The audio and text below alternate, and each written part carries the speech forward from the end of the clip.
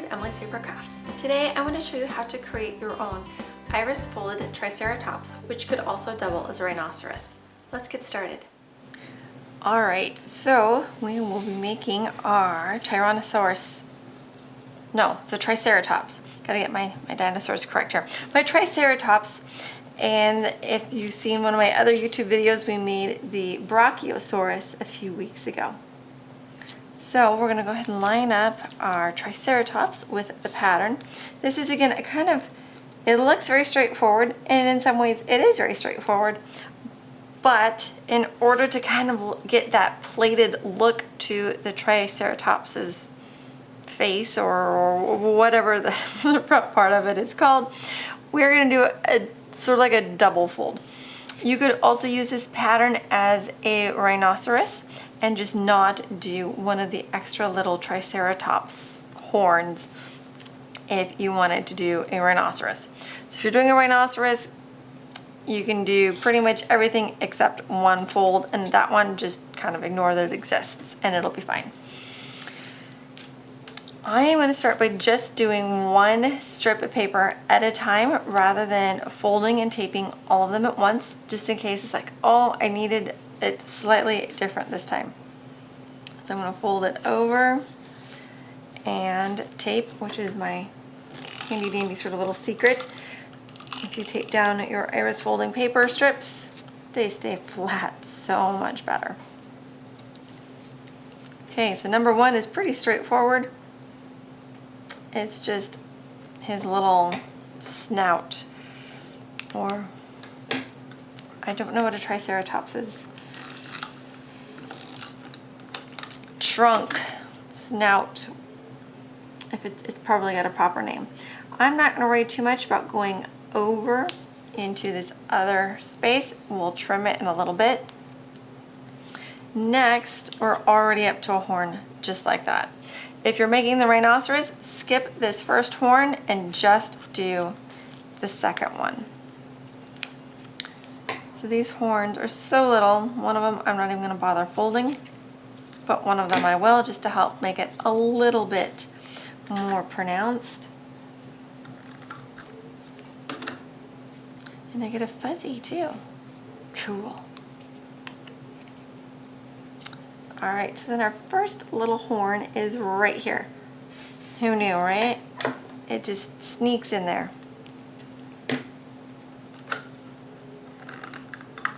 It's one of those little unnumbered spaces on the pattern because it just blends in with everything else. Alright, so now we'll do the other horn. It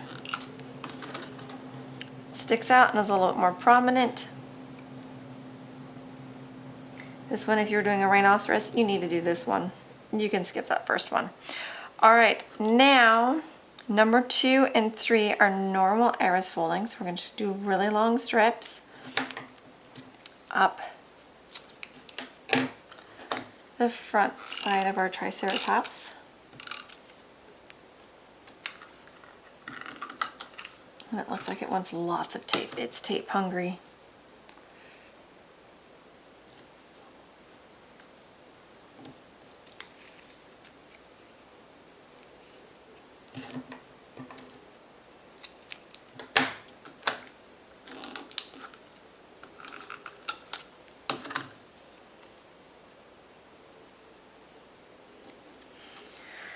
All right, now for the fun stuff. 4, 6, 8, 10, and 12 are all a little bit different. We do need the paper folded over, but we're going to fold over the tail as well. So you're going to want to sort of eyeball measure it so it'll overhang on the left-hand side, and then we're going to take what would overhang and fold it so the side edge meets the top edge to create a point. But you don't want it to go up and over on the other side, because that's what you're going to see on the finished side. It's okay if it's more of a rounded point. No one's going to know. I am going to go ahead and tape down this little triangle that I folded just to help keep it hidden and folded.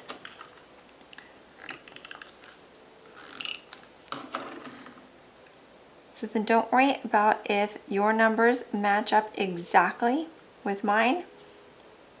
It's more that you're putting a point rather than it lining up exactly with my pattern.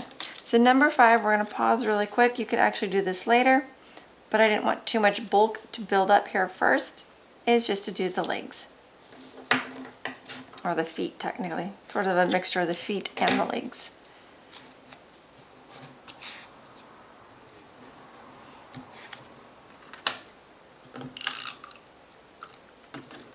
On my pattern, I put all of the body color with a asterisk star, so it would be easier to tell them apart from the face, which is a different color.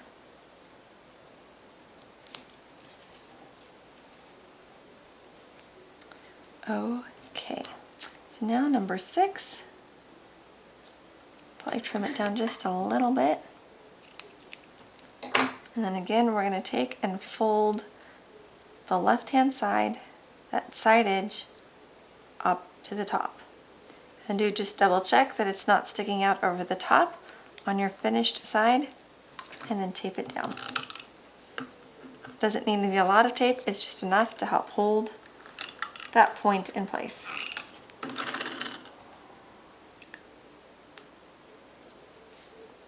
Okay, so those are my scraps. I was hoping I had one that was big enough there for number 7, but I don't.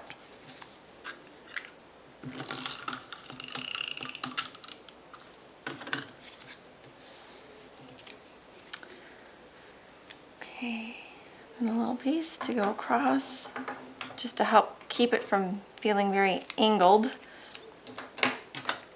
It's the only reason why 7 exists. You could leave 7 out. You could make it a different size. It's entirely up to you. It was just to help keep all of these sticking out plates from feeling so overwhelming and taking over the entire face. Okay, that's what I thought. I thought I had a little bit overhanging, so I'm just going to trim it so no one will know.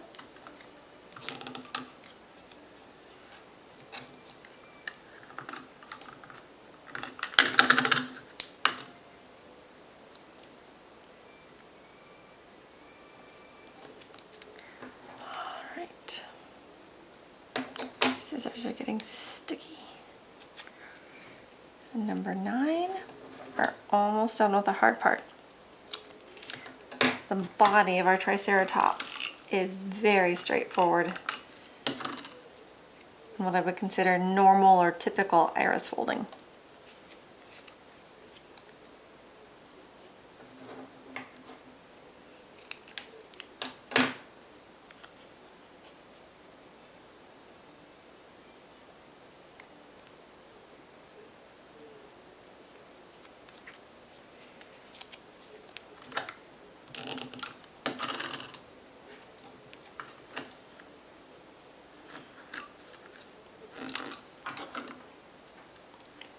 Number 10.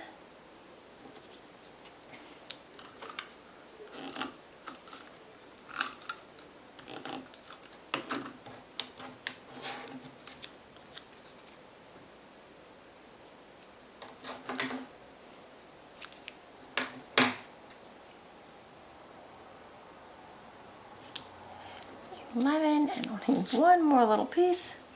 I might just measure and just cut off what I need.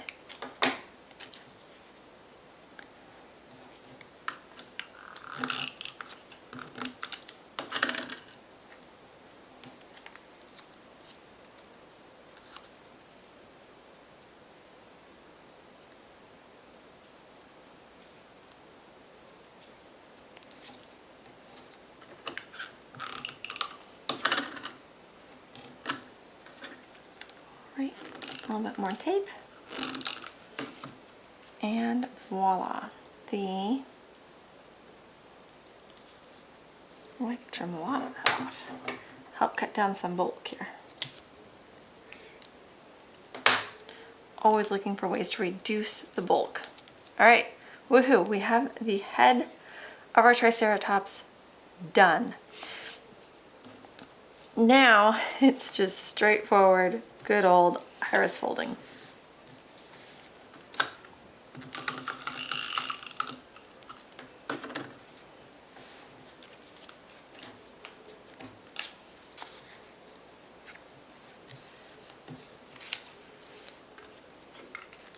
And this one, I do know I use up almost all of my lighter green for the body.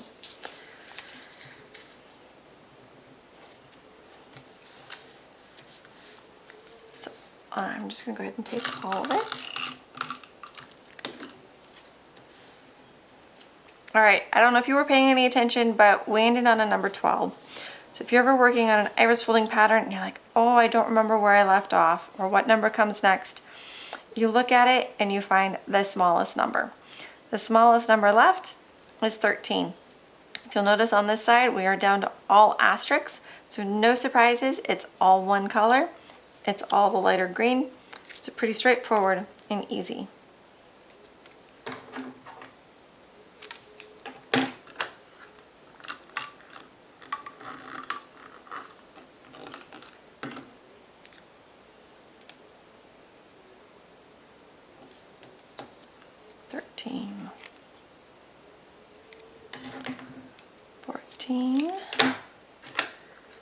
Let's see if I can get a little bit of tape there on that one horn, or one point there on the face shield, or whatever that part of the dinosaur is called.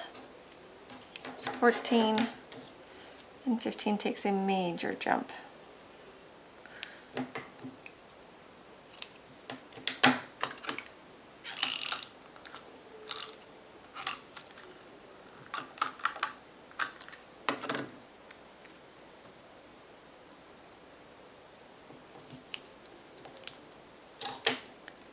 $15, $16,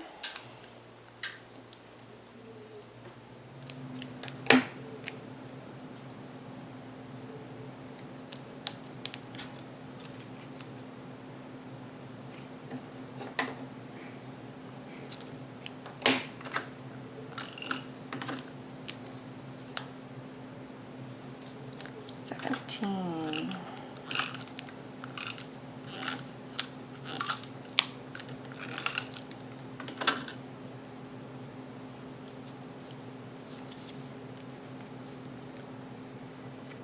Sticky web going. 18 is going to go over a lot of these points, so make sure you catch those. And 19 finishes catching most of what's left.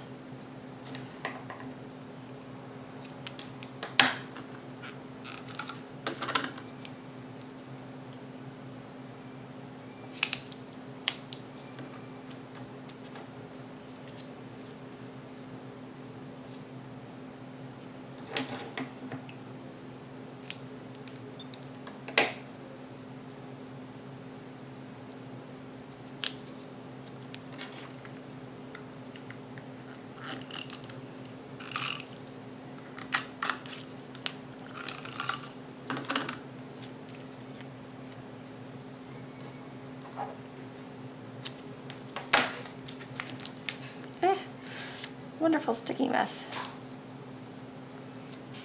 It's all this double-sided tape rather than using Scotch tape, but that's okay. I think the mess is worth it. Oh, I can use up some of my scraps maybe.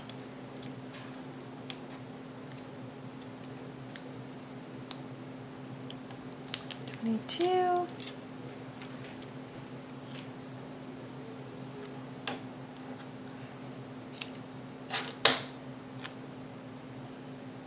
$23. Oop. Stickiness.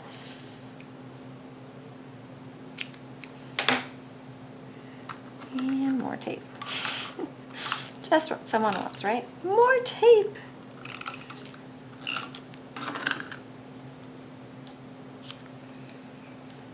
That's okay, we're almost done. We're so close.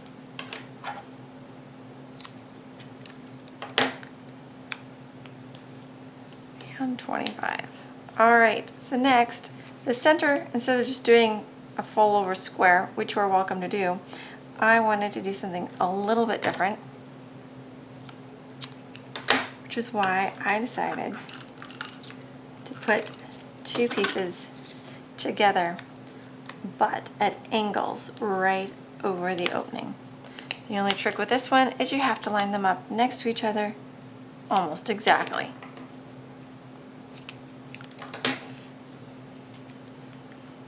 So that way the two folds touch each other and there's no gap. Ta-da! Okay. Now, because this is such a wonderful stickiness, so sticky, rather than putting on my wiggly eye, I'm going to go ahead and tape it down to the card. Make sure you get that seam really well. I can already tell it's wanting to split. More tape, lots of tape. When in doubt, more tape.